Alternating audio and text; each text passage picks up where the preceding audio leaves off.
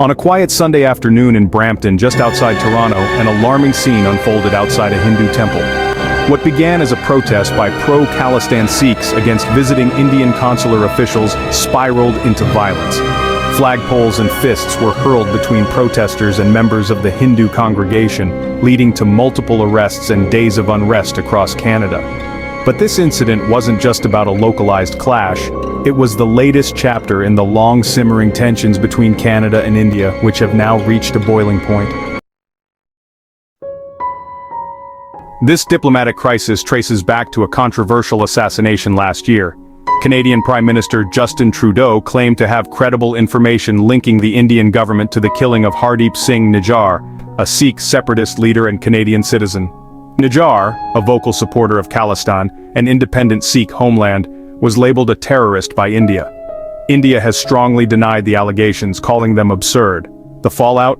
Diplomatic expulsions on both sides, with Canada sending home 6 Indian diplomats and India doing the same in retaliation.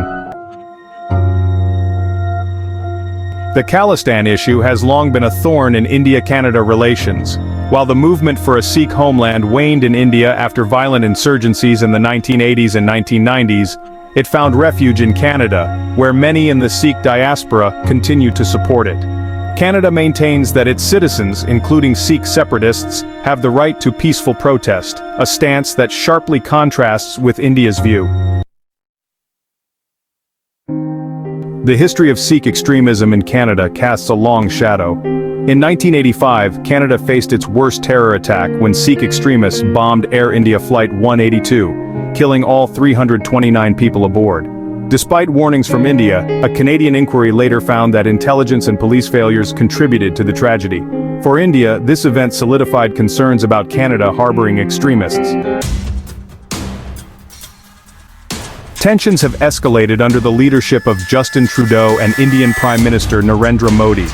During Trudeau's 2018 visit to India, the strained relationship was evident. Reports of him attending events linked to Sikh separatists and inviting a former extremist to an official dinner only deepened India's mistrust. Recently, Trudeau accused India's Home Affairs Minister Amit Shah of orchestrating violent plots against pro-Khalistan Sikhs in Canada. India dismissed these claims but expressed outrage.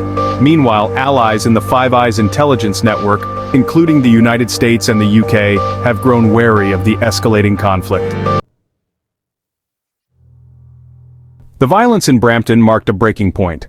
Local authorities acted swiftly, arresting at least 5 individuals and suspending a police officer caught participating in the protests.